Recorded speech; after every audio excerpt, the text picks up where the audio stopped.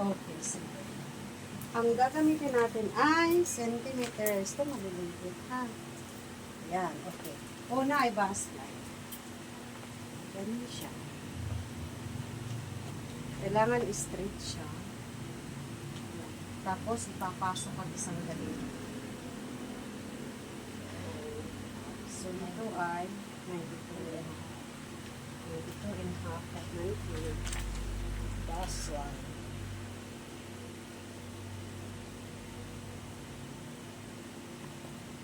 92 and a half. Tapos, sunod ay waistline. Ang waistline, si mannequin, walang pusod. Tayo, may pusod.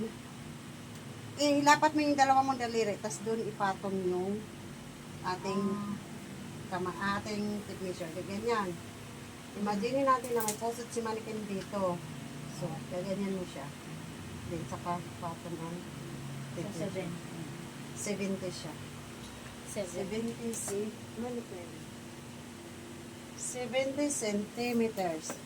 Tapos, susunod ay figure back. Ang figure back ay dito sa may shoulder line. Hindi sa ito yung buto. Ito kunwari si buto ni mannequin. Kaya may purpose itong mga ganito kay mannequin. Yan. Dito, hindi dyan, dito pala. Parang gitna lang. Tapat lang sa utong. Tapos, iba-ibay mo papunta sa waistline. Dapat pala ito inanuhan ko na para hindi ka mahirapan. Kunwari ito si puso.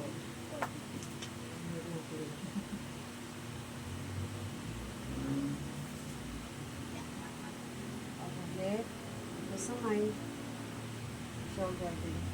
Diba, hindi pwedeng ganyan dahil hindi rin pwedeng ganyan. Instead, ipatong sa utong, dandahan bye-bye, 41. Then, sa 41, si figure front. Okay, next is figure back. Tatalikod. Siyempre, hindi mo naman pwedeng ikot-ikot yun si client. Ikaw ang liliko ng ganyan kay client. Tapos, kung saan yung ano niya, straight mo talaga siya din. Sige, tapat mo dito. So, ang kanyang figure back is 39. Ay, 38.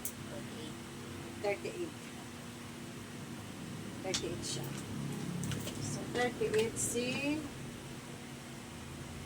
figure back. Next, ang neckline. Dito, sa liit.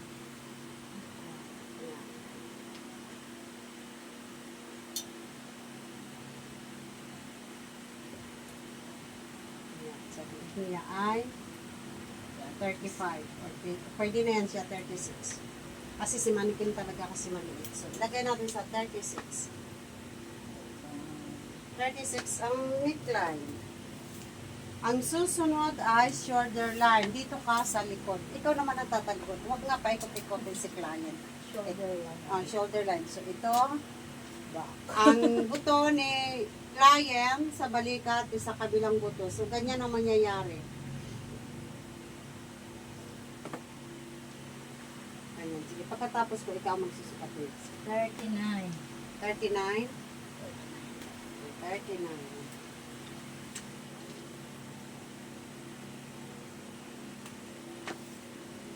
Ngayon, ang bust point. Ang bust point, kaya sinawag na bust point, yung utong sa utong. Yung nipples to nipples. Kasi nga, ano nga itong manikin na ito eh. Yan. Otong sa otong susya ay 15 and a half. Actually, pwede natin siya ilagay sa 16. 16 si manikin.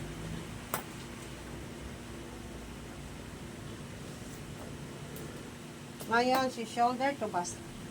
Kunwari, lalagyan ko na si manikin na ito. Yan. Shoulder to bust. So, bakit tinatawag na shoulder to bust? Siyempre, sa shoulder hanggang sa bust. Sa utong. 24 si mannequin. So, shoulder to bust.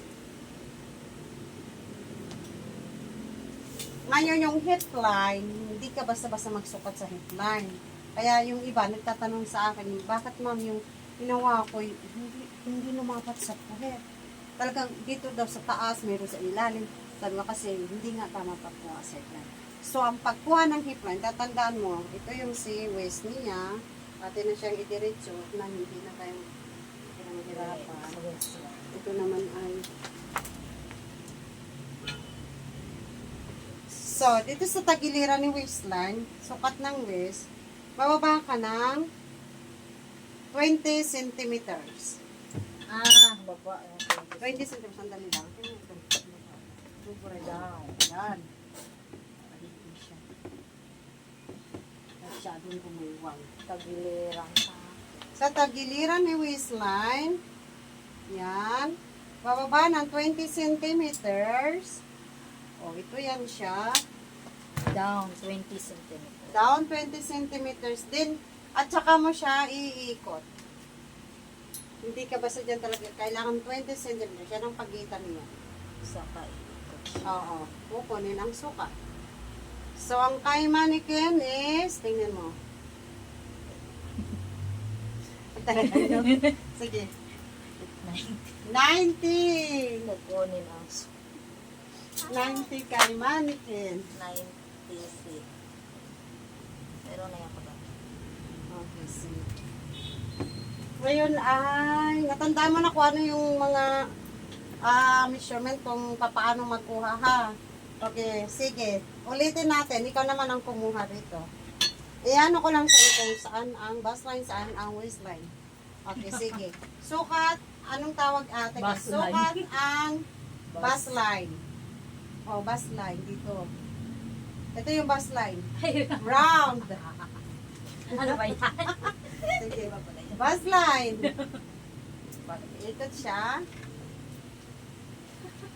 Kaya mo yan.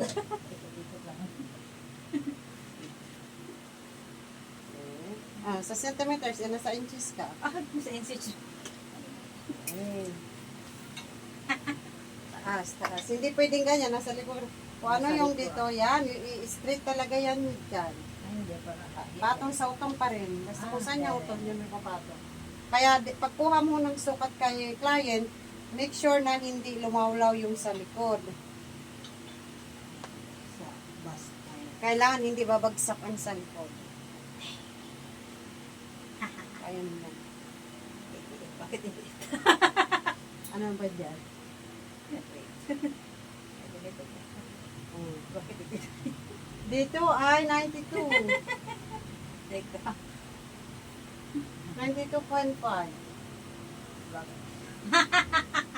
Baka hindi naman yan pwedeng ulitin ko nga. Hindi naman ang mali. Dyan.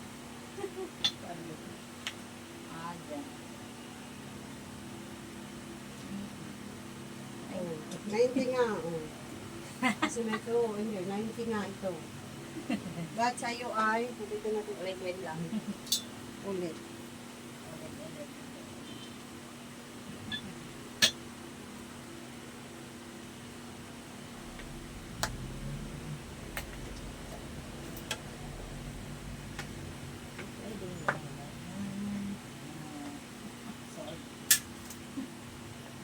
Bumaba ka naman. Baba na. Kaya mo yan. Relax na. Kaya ka mo. Ito na. Naging 91. Okay. Yan, kasi pasok kayo sa daliri. Dito, kasi pasok kayo sa daliri. Hi! 92 na nga. Oh, 92. Sige. So, maga pumasok at nagtuturo. Anong tawag nito? Yung palaban na lang aking gamit ha. Tapos yung kayo dun sa isa taas. Yung puti kasi ito yung uniform. Tapos ay dumaan ka ng palengke kasi meron doon bumili ka ng hipon, 1 kilo, kalahating kilo, 1 kilo, hindi malaking hipon. Tapos kung gusto nila, tatanungin sa kung ano gusto nilang tanghalian, butter shrimp ba, or meron naman doon baboy, bumili ka na rin ng pansigaw. Kung mag-butter shrimp sila ngayon, mamaya hanggang gabi, sinigaw ka, may baboy mo, then bumili ka na lang ng sauce sa sinigaw. Teka lang, baka kulang ito. At saka, bumili ka na pati ng isang buong pata. Isang buong Oo, para bukas na. Pagtakbo na yung para pagpabuo lang. Hindi pa buo lang kasi ating i-crispy. Kasi Yan. Kalahati